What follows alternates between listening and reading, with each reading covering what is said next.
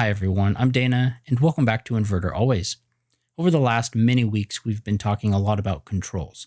And specifically, we've been talking about the Daikin controls. The nav controller we spent several weeks on, going through the installation process, talking about some of the features that it offers, how to use it, how to set it up from the technician perspective. And then we did the same thing with the Daikin 1 Smart Thermostat, which is one of Daikin's newer controllers that has built-in Wi-Fi. It's a very cool controller, but recently we've been talking about Daikin's newest controller, which is called the Daikin Madoka Controller. And one of the cool new features that the Madoka has to offer is that it can be set up by the technician via a Bluetooth app on your mobile device. Now, we've gone through a few different videos now talking about how to set up the Bluetooth connection, how to use the Madoka controller, and how to set up the Madoka controller if you're using the Madoka controller, not the app. But there's still a lot of features available that we haven't specifically talked about. And so I thought, you know what, let's do a live demonstration of a Madoka controller. So I went ahead and I hooked mine up to my wall mount unit in the garage, just ran a wire through my house just for today's video so we can play with it here in my office. And the goal of today's video is really to focus on the end user. So next week, we'll do a video that focuses more on the technician in the installer's menu. But for today's video, I really just want to focus on, how to use the Madoka controller. And we're going to go through and we're going to do that together. Then we're going to go into the Madoka Quick Set app as if we've never gone into it before. And we're going to log into the administrator's menu. Over the course of the last few videos, I've been using the installer's menu as an example. And so I thought it would be cool if we're going to be talking about the end user experience in today's video. I'd like to use the administrator menu so that you guys can all see what's available and how I would go about using it if I was the user. Now, just as a couple of disclaimers in today's video, this is not a technical training, nor are any of my other videos. And the other neat thing that I'd like to try today is really just doing this all in one take. I don't have a script or anything ready or prepared. My whole goal today is to just do it and talk about it as we're going through. So it might take a little bit longer than normal to get through a video, but I hope the information in today's video can be helpful for you guys in case you haven't had a whole lot of experience or hands-on with the Madoka controller. So if you guys enjoyed today's video, please click the like button below. It really helps out my channel. And of course, if you guys have any questions or comments after watching today's video, please put them in the comments below because next week we're going to be doing the same thing, but for the technician. All right, let's go ahead and let's jump into the Madoka controller here. So you guys can see here that we're just at the main screen. Before we get into the menu or before we change anything, there's an on-off button on the top of the controller. So this little button here that's inconspicuously hidden right there at the top right, you have to walk up to the controller to find it. It does not stick out at all. It just turns off and on your indoor unit. So if for some reason I don't want my wall mount to be on, I can just straight up turn it off. I can come back and turn it on at a later time. And you can see it goes back to whatever the mode it was in at the last on command. Now, generally, if you've watched any of my previous videos, you know that I don't like turning off inverter systems. The idea is to set it, leave it, and forget it. That is the most efficient, most comfortable way to operate an inverter system. You'll see this one here is in fan mode, and you're going to see that throughout the course of this video that room temperature is going to keep going up. It's because it's in my hand. It's displaying the temperature of the thermistor that's built into this unit here. So that's not the actual room temperature. Just wanted to let you guys know that. As we look at the main screen here, there's going to be 3 buttons on the bottom. You're going to have your minus on the left, your plus sign on the right, and that's what we're going to use to navigate the menus when we get into them. The circle button is your menu and your enter button. And it doesn't matter which one of these 3 buttons we press. Let's go ahead and let's just press the circle button for now. You guys are going to see that the first button we press illuminates the backlight. And the backlight has to be illuminated in order for any other buttons to be accepted as commands. Now, before we go into the menu, let's talk about what's on the main screen right now, because what's on the main screen can be configurable later if for some reason you don't want to see all this information. 99% of the time, what's displayed on screen here is more than adequate. But again, in the event you don't like what you see, you can have some of this stuff disappear. So we have the mode of operation fan currently displayed. You have the room temperature, and it's getting really hot in here, 79 degrees. Whew. It's Fahrenheit. So you can see we have Fahrenheit selected. This is the default in North America. You can change this to Celsius if you would like. Then we have our fan speed. So the fan speed for the wall mount is either low or high. So that's why you see here there's either 1 bar or 2 bars. If this was connected to, say, a one-way cassette, the FX EQ has 5 fan speeds, so you'd have up to 5 bars here. Then you have this little horizontal line with a square next to it. That is the position of your louver. So the wall mounts and the cassettes all have built-in louvers, the little air directional grills that blow the air flat across the ceiling or straight down, or they swing from time to time if you program them to do that. Right now, this is showing us the position is at position 0, which it's going to blow the air across the room. Because it's on one side of my garage, I want the air to blow across my garage. Now, the icon that's over here in the top left corner, that is your filter sign reset display. That'll pop up after a certain number of hours of operation, telling you, hey, it's time to clean your filter. The wall mount units have a reusable, washable filter. You basically, when it gets dirty, just take a vacuum with a little soft brush tip, vacuum off all of the dust. And if you need to rinse the filter off, you can rinse it and then let it air dry. So as far as maintenance goes, very, very low cost of maintenance. Then we have in the top right corner, MC. And you're going to see an MC anytime the unit is master controlled, not master controller. It's important that we differentiate between the two. If your thermostat is a master controller, it's going to be blank at the top. The master controller is the only controller that can change the mode of operation. So for example, on my house, I have 2 indoor ducted units, one for upstairs, one for downstairs. They coincidentally happen to be on Daikin 1 smart thermostats. Well, the one upstairs is the master. So if the upstairs unit is in heat, then my downstairs unit and my garage, which is on my Madoka controller, will both be in heat.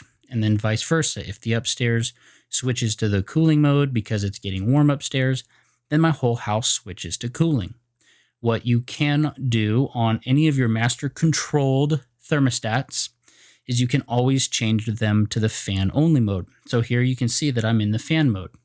But in just a minute, we're going to go into the menu and you're going to see that I only have the ability to choose heat or cool, or I'm sorry, heat or fan. I don't have the ability to select cool on this controller because the master is not in cool, the master's in heat. Okay, now let's go ahead and let's look at the set point. Where's the set point? I don't see the set point. Well, we're in fan mode. Let's go in and let's change it to heat really quick. So we're just going to go into the menu.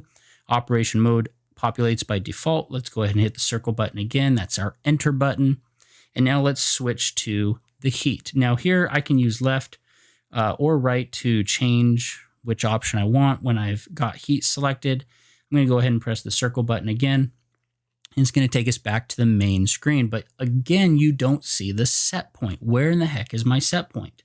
Well, from the main screen here, if I hit the plus sign, it's going to switch over to the set point. And here now you can see that I have my garage set for 60 degrees. And if you just wait for a couple of seconds, it's going to go back to the room temperature. And now it shows the room temperature. And we can do this again. So we can illuminate the backlight, go back to the set point.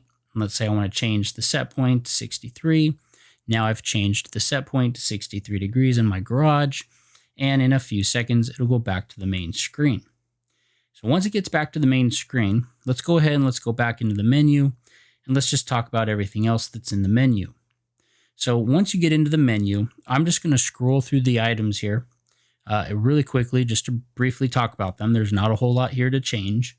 Remember, I'll talk about what just happened in just a second. But remember, we talked about in the last video that this is kind of like the simplified controller of the three. Your nav controller is just like your normal controller, gives you all the features, doesn't have Wi-Fi or anything cool like that. The Daikin 1 smart thermostat's like your premium controller. It's got the Wi-Fi, it's got everything. But then the Madoka is like your simplified controller.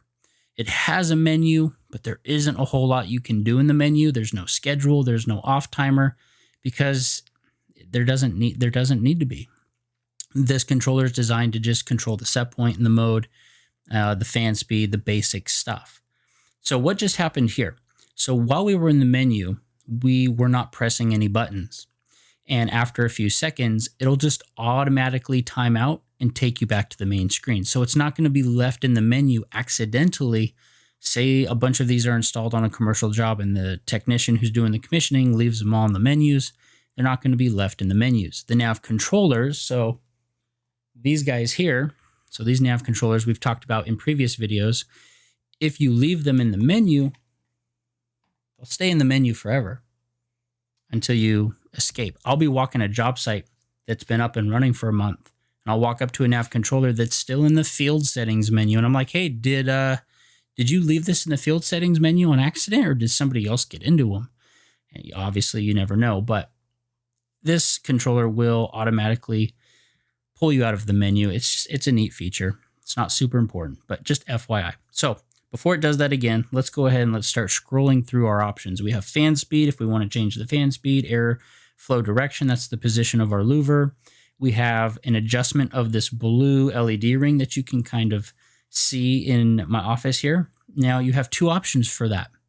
So you have the adjust LED for off and the adjust LED for on.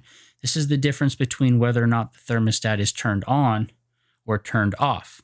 So if you want the LED to turn completely off, if you turn it off, if you turn the controller off, if you turn your indoor unit off, then we can set that up. You can see it just took us back to the main screen again. You have to be pretty quick. We'll go through that here in just a second. Here's where I can change Celsius to Fahrenheit. Here's where I can reset the filter sign. We'll do that in just a second. And now we're back at the beginning, so we can just click on the return button if we want to escape. Let's go ahead and let's go in and let's just change the fan speed for giggles. So let's say I don't want high. Let's say I want the low fan speed. So you can see there's my options, low or high. And I can use the minus sign if I'd rather, but it's easy for me to use the plus sign. I'm going to change it to low, hit enter, and it takes us back to the main screen. What I've noticed in the main menu is most of the stuff, once you set it, it's going to take you back to the main screen. So if you need to change something else, you need to go back into the menu. Always illuminate that backlight first. And now we're going to go to airflow direction. So this is the position of the louver. Right now it's at position 0. It's going to blow the air straight across my garage. Now I'm going to be at position 1, blow at slight angle. Position number 2, I'm going to blow at a little bit more of an angle. Now I'm going to blow even more at an angle. Now I'm going to blow straight down. Now this is typically your default for heating. I manually changed mine. And now we have swing or oscillate. So this means that as it runs, it's just going to slowly move from each position. So let's go ahead. You can see there that it timed out again. Now what it does do, so I didn't have to hit enter here. It timed out on the last setting that I had selected. So if you just leave it there for a few seconds, now my louver would be oscillating. All right, let's go to the next item here. So the next item is going to be your LED ring while your device is turned on. And we just kind of have it in the middle. If I want to crank it all the way down, you can see, watch this light turn off. Boom. So you turn it all the way down, and now because we're currently in the on position, it just turned the light off. So you can see now the light's back on. Let's go back to the middle. Doesn't need to be super bright. That looks good. Now let's go in and let's change the LED color. So this is going to be the illumination when your thermostat is turned off. So here we can go, we can turn it off, hit OK. And now, right now it's on. Let's turn it off and see what happens. Boom. So we turn off our unit, LED turns off. Turn our unit back on, LED turns back on. So this is a really easy way to know whether or not your controller is physically turned on or off. in case somebody accidentally turns it off or whatever have you. Let's turn it back on. There we go. Let's go into our menu. If we want to change it from Celsius to Fahrenheit, we can. I'm not going to pretend to know the conversion off the top of my head, so I'm going to leave it in Fahrenheit. Let's go ahead. Let's go back in again. What else do we have after that? The filter sign reset. So this is pretty easy to do. Before we do that, let's go back to the main screen. Just want to show you that icon there one more time. Anytime that icon shows up, that means it's time to clean our filter or change our filter if you have a ducted unit. All right, so this time I'm just going to scroll to the left because it's quicker. Filter sign reset, and then you can see here, this option is right above the plus sign. So all we do is click the plus sign, and now we've reset it. So now it's going to go for another, several hundred hours before it repopulates. Now, if we go through everything in the main menu, you can see that, we've gone through everything. So there is nothing else in the main menu to talk about. So what else is there? Well, there is an information menu that you guys can use, and all you do need to do is press and hold the circle button, and it takes you into that menu. And there isn't a whole lot of information here. You have your number of controller, and I'll talk about that in just a second. Of course, it's going to time out on us. You have to be quick. So let's be quick. Your time is always going to display in military time. Even if you set it up in the app using normal time, it's always displayed, at least of the time of this recording, in military time. I'm not going to enjoy doing this 100 million times. The good news is you usually don't need to go into this particular menu here, so you shouldn't have the same problem I'm having. You're not going to be talking about it for an hour.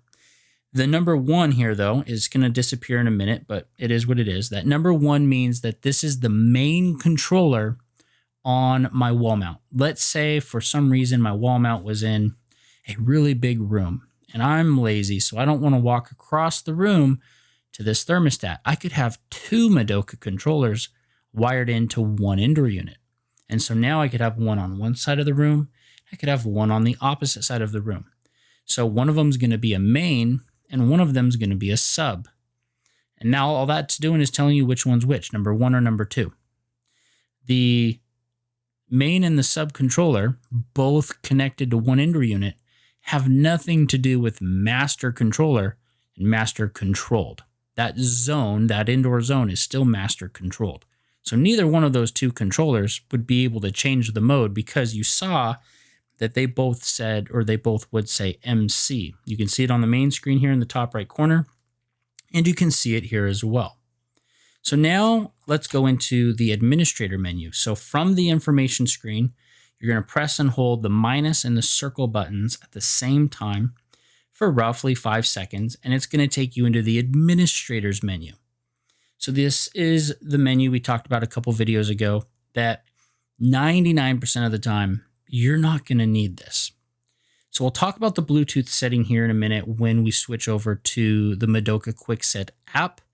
You'll see once we get into that app that we have pretty much all the same stuff we're looking at here. So we're really just doing the same thing. Once we're going to do it here on the controller, once we're going to do it on the app. But as we scroll through here, you have your Bluetooth setup. That's so that you can connect the app. Then you have your backlight. The backlight, this is just the dimness of the actual backlight, the screen itself. So, okay, easy adjustment. Nothing super fancy there. So let's go ahead and hit OK. You'll notice that once we're in the administrator menu, it doesn't take us back to the main screen. Thank goodness, because that would take 1.5 years to go back in, 18 times to change the contrast. So it's same thing as your backlight, just changes the contrast of the screen. Then you have an administrator's password. So this would be like if you set something up in your menu here, which there isn't a whole lot to change here. But let's say you change something and you want to prevent it from being changed again. You can enable an administrator's password. So now next time we press and hold the minus and the circle buttons together, it'll ask us for a password in order to access this menu. Again, 99% of the time, you don't even need this menu. And in the event you do need this menu, I don't see any reason to lock this menu. There's nothing in here that's going to change the way the system behaves. Remember, there's no schedule. There's no off timer. So what can we change in here? Well, we have the clock setting. So if we want to change the clock setting, we can change the date and the time. Cool. We also have the about. So this gives us information about the controller, what version, the MAC address, nothing that's going to change the way the system behaves. And oh, would you look at that? We're done with this menu. So of all the stuff in here, what's going to change how my unit behaves? Bluetooth isn't, backlight isn't, contrast isn't going to do anything. Clock changes the clock. Whoop-de-doo. So why we have an administrator's password is beyond me, but you don't need it. The other reason I'm telling you you don't need it is because if you set it and then you forget the password, there's no master reset. So you can't have this controller master reset in case you do lose the password. So then you're locked out of here regardless. But anyways, I think I have made that pretty clear. So now what we're going to do is we're going to roll over to the actual app here. And just for fluidity, I'm going to go ahead and I'm going to switch screens real quick while I get this set up here, you guys. Yes, we're going to cancel out. And then I'm going to open up the app for you. Bam, there's the app. And let's go ahead and grab that screen here real quick. All right, so I know I said we were going to do this all in one take, but I apologize. For some reason, my screen capture was not working very well. But now we've got our app set up, and we're going to go ahead. We're going to connect it to the Madoka controller. And what's cool is I can actually control this while I'm on my computer. So next, and we want English, and we're going to log in as the owner administrator. So we're going to click on next. Our Bluetooth is on. Yes, we've enabled Bluetooth. Hit OK while using the app. And we have to, of course, agree to the terms of use. Scroll all the way down. Agree. All right, so now you're going to see at the top we have one option, manual setting mode. So we're going to click on that.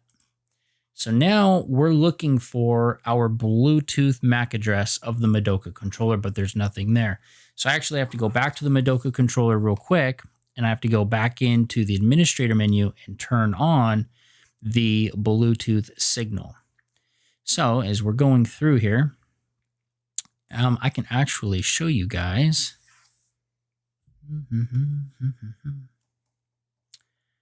Come on, come on. Let's go back here. Bam. So I can actually show you guys here. We're going to turn on the Bluetooth settings. So what we're going to do is we're going to turn on the signal. And that's why we got the three little bars. Now we're going to go back over to screen share. Let's transition back over. 2 seconds. Back to the app. And now you can see that we have our MAC address from our controller here. So all we're going to do is we're going to click on the MAC address, and it's going to say pairing. Now, as soon as it says pair, apparently it paired for us. Paired for us because I've already paired with the controller before. But what would have happened if this was the first time you were pairing is it would have said, it would have given us an option to say pair. And that's when right on the controller, we would have said pair. So in the last video, I talked about how you have to go pair very quickly from the phone to the controller, pair. Actually, you know what? I'm going to delete this because I want to do it the first time. So we're going to disconnect. We're going to go back to the normal. You can see here we lost connection with the Madoka controllers because I just deleted the Bluetooth connection. So we're going to go back.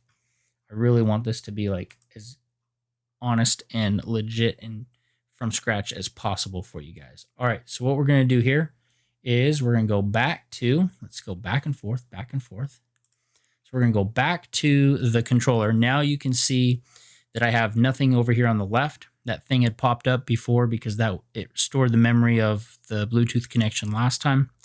So this time we're going to turn on the connection from default. We're going to switch back over to our app. We're going to go ahead and click on the Bluetooth connection. Here, of course, it's going to just immediately time out. Told you in the last video, it could take a couple of tries to make this happen. And I am like living proof of this thing not cooperating. So connect, pair, pair. Come on, I hit the pair button. Yes. That's how sensitive it is. And you can see that now we have a green light. We are connected. So in the last video, when I said you might not get it on your first try, I wasn't kidding. Even I haven't gotten it on my first try tonight. All right, so now we're connected. So right now I'm going to go ahead. I'm going to put down the controller. We're going to transition back over to the app. So now we're going to play with the app a little bit. So we have RC settings. We have error history. We have an error code reset option. So if you want to clear any of the error codes, I personally do not like clearing error codes. It doesn't matter if you've fixed an error code and now you're leaving the job site and you want to just start fresh next time you get to the job site.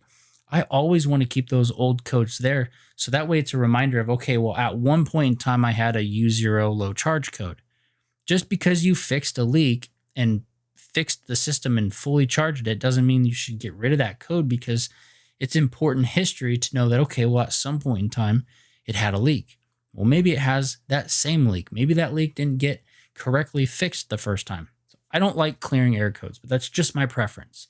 You can see that owner password, that's that same password we were looking at earlier, pops up here. I don't recommend setting it. Error history. So here's where we can go and we can see what our error history is. Let's see if we have any errors. We have a CJ error. So the CJ error, unfortunately, is an error code that comes on every single controller from the factory.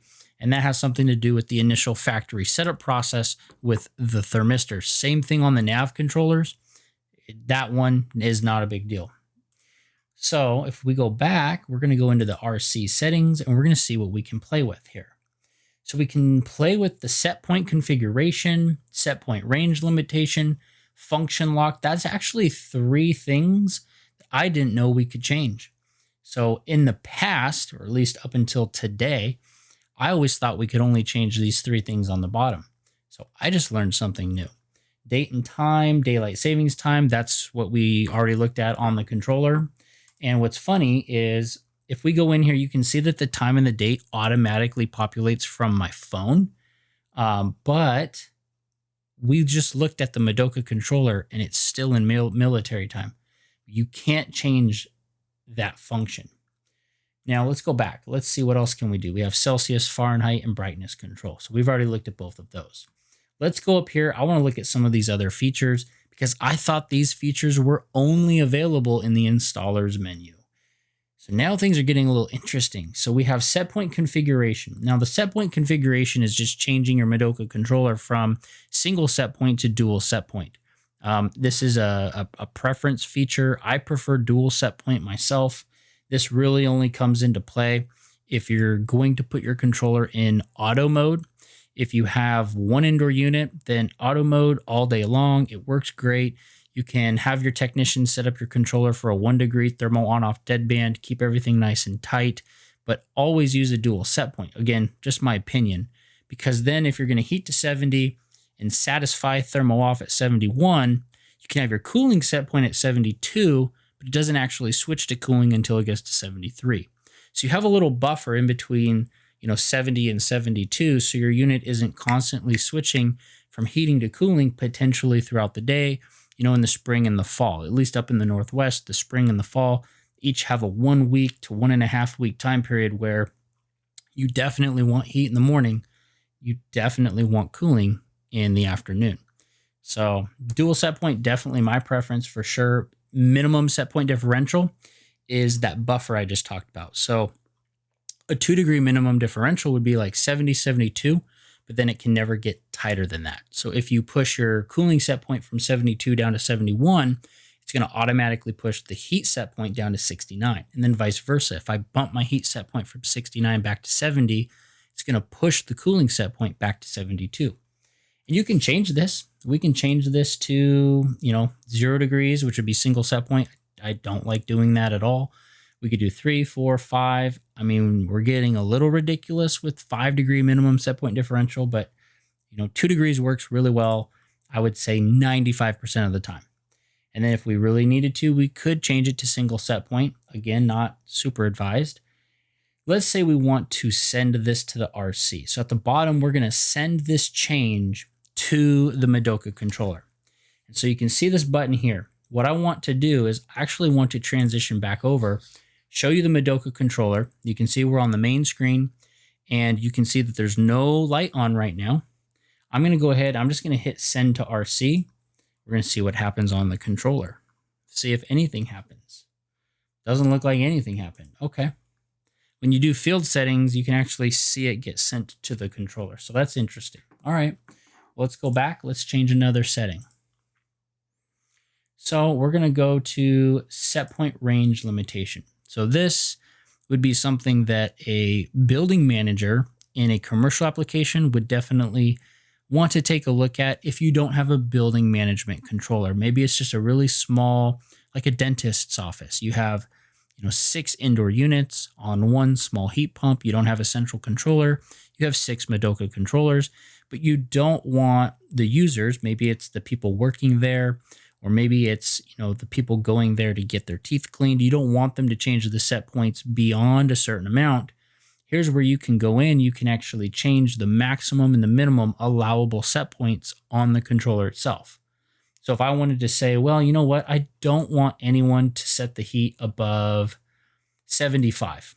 I can toggle down the maximum heat set point to 75. And then similarly, let's say, I don't want people to cool all the way down to 62 degrees. I want them to cool to, 70 degrees for example purposes. I can do that. And let's see if this does anything at the controller. I'm going to transition you guys back to the controller. I'm going to hit send to the RC. It says setting applied on the app, but I don't see anything happening on here. Let me show you what it looks like. You can see that it says settings applied. So I'm going to go back to the controller, and I'm going to hit the OK button on the app, and I'm just going to see if anything happens. Nada. Interesting. Okay. Well, like I said, when you're in the installer settings and you send field settings down, it definitely does something. So let's go ahead. Let's go back. I'm going to hit the back button real quick on the app before I switch your screens over just to see if anything happens. Nope. Interesting. All right. Well, let's do a function lock. So we're going to go in. We're going to do a function lock. And last time I did a function lock off screen, I ended up locking myself out of the controller and pressing a bunch of buttons to get back in. Don't know how I did it, but let's go ahead and let's just lock out the, let's lock out the set point. So we don't want the user to change the set point at all. So this should totally lock out the set point on our Madoka controller. So that's the only one we're going to change. We're going to hit send to the RC. Let's go ahead and see if anything happens. Again, setting applied. I don't see anything happening. Okay, great. Let's go back. Still nothing. Now, I guess let's see if we can change the set point. Okay, let's go up. Oh, we're locked out. So it's sending those settings. It just didn't tell us it was sending the settings. Interesting. Okay. Well, we're clearly locked out. Can we get into the menu? Yep, we can still get into the menu. All right. So we didn't completely lock ourselves out. Let's go back to the app and let's go ahead. Let's unlock set point. And this time let's lock. What should we lock? Let's go ahead. Let's lock the RC button. I don't know what's going to happen. If we lock ourselves out, I apologize. I will fix it. I promise. Before I send RC, I want to make sure you guys can see the controller just in case. So it looks like when it dims, that green light goes away. But as soon as we press a button, that green light comes back. So green light's on right now. Backlight's on right now. Let's send to RC. See if anything happens. Nope, nothing. Settings applied though. All right, let's go back. Let's see what's locked out. Okay, the menu's locked out right away. All the buttons are locked out, it looks like. Oh, we can still turn it off. We can still turn it on. But we can't get into any of the menus. Interesting, okay? What if we hold the menu button. Right now, I'm just trying to figure out what in the heck. Ooh, does it do anything? No, we're still locked out. All right, so we gotta go back into the app. And I guess this would be the one thing that I'm not sure about. This is something that I would want to ask Daikin is, if you lock out the buttons on the Madoka controller, how am I supposed to go back in later and connect to the Bluetooth if the buttons to get into the menu are locked out in the first place? That would be a really good question that I should probably ask Daikin. I don't know the answer to that, so that'll probably come in a future video. Let's see, what if we just hold all the buttons? I'm just going for it. Let's see what happens. Anything? Nothing? Nothing? Okay, but can I go into the menu now? Ho, ho, ho, ho. What is that? Yep.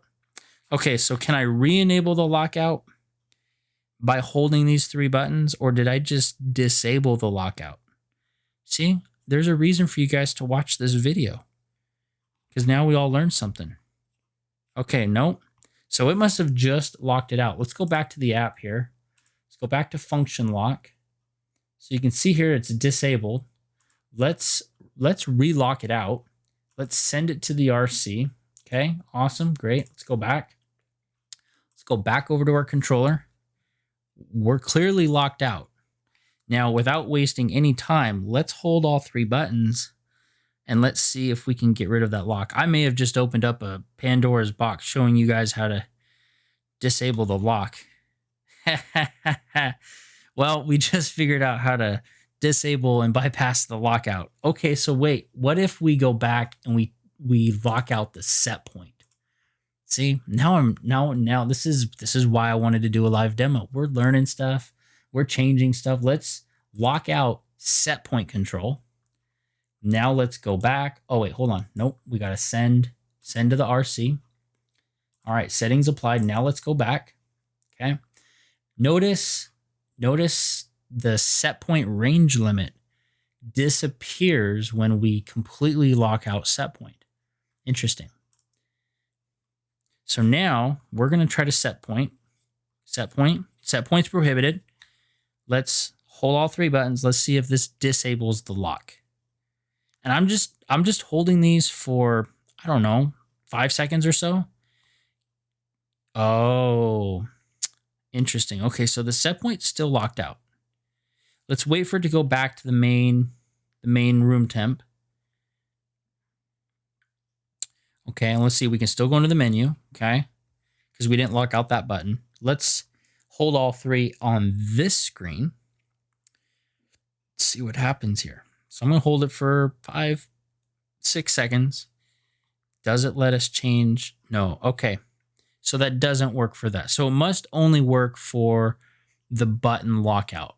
So if the button lockout is turned on, you hold all 3 buttons, it'll disable the button lockout so you can go back into the menu, I suspect, turn on the Bluetooth to use the app. So that's probably how that was anticipated and then just never relayed to us and then therefore to you. But guess what? That's why you watch this video.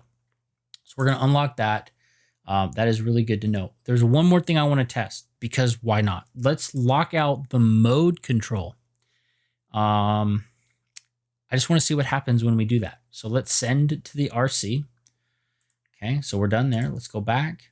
Now let's go ahead and see what happens here. So I want to change the mode. Oh, wow. Okay, look at that. Now mode doesn't even pop up in the menu. Wow, crazy. Okay, so what if we hold all 3 buttons? What happens? I'm really curious. 5, 6 seconds. Go into the menu. So nothing. So yeah, so that 3 button hold is just for the button lock. That's good to know. Let's lock out. Let's go back. Let's lock everything out. So I want to lock out fan speed. I want to lock out airflow direction. I want to send all of that to the RC. Okay. And now let's go back and I'll bring you back here. Now let's go into the menu. Wow, everything's gone. So of course we have our LED stuff, but that's it. Whew. So if you didn't want them to change anything, I mean, you can really lock this sucker out. And I guess at this point, there's nothing that someone on a commercial job could really do at this point because everything's locked out. If they go into the menu, there's nothing in the menu to select in the first place. Good to know. All right, well, let's go ahead. Let's unlock everything that we just locked out, because at my house, I don't want anything locked out. I guess that's probably something good we should talk about is on a residential application, if you're the technician who's installing it for a homeowner, there's no reason to lock out any of this. And I guess if you're the homeowner, there's no reason to lock out any of this either. So for all of you homeowners out there, this is just good information to know about, but none of this you're ever going to really use. The first half of this video was probably way more up your alley from actually just using the controller's perspective, but still all great information for sure. Now, commercially, absolutely lock all this stuff out. Again, if it's a small commercial application and you don't have a central controller. Otherwise, simple controller. All right, now let's see. What else do we want to play with? I think that's about all we can do. Sure, we can lock out individual modes, but because we're not on a master controller, I don't see a big reason to do that. As we discussed here, when we go into the mode, oh, I got to send all that to the RC, sorry.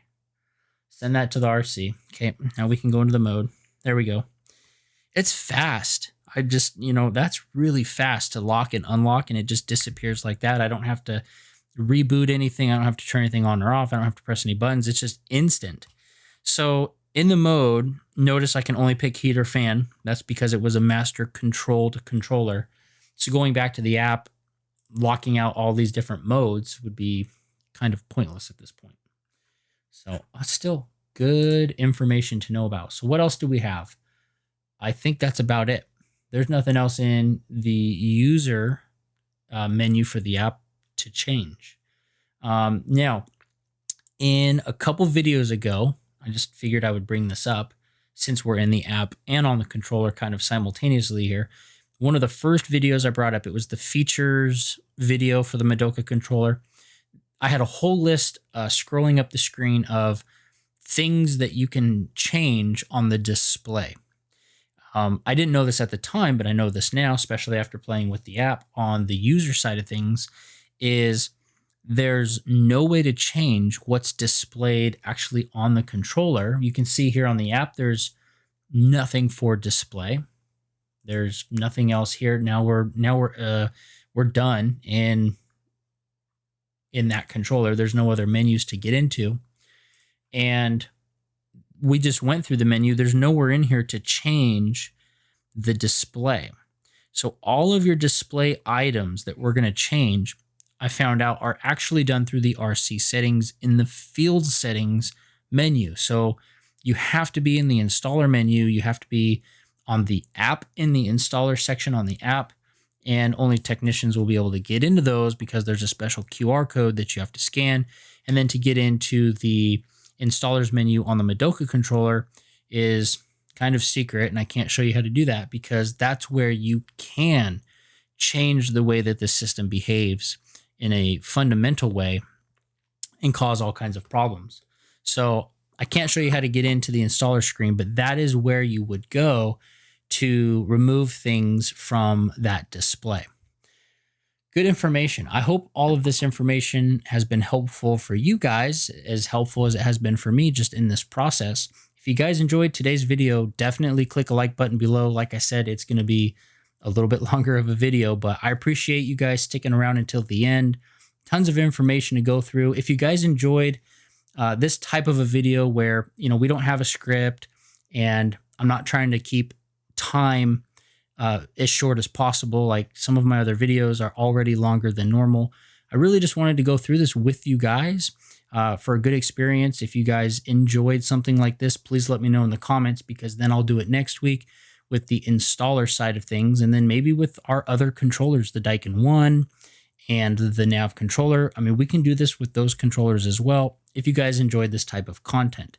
So please make sure that you let me know in the comments below. And of course, if you have any ideas for future videos, put those in the comments below as well. I do read all of your comments, you guys, and I always try to respond to them too. Again, thank you guys so much for watching Inverter Always. I hope you all have an awesome day.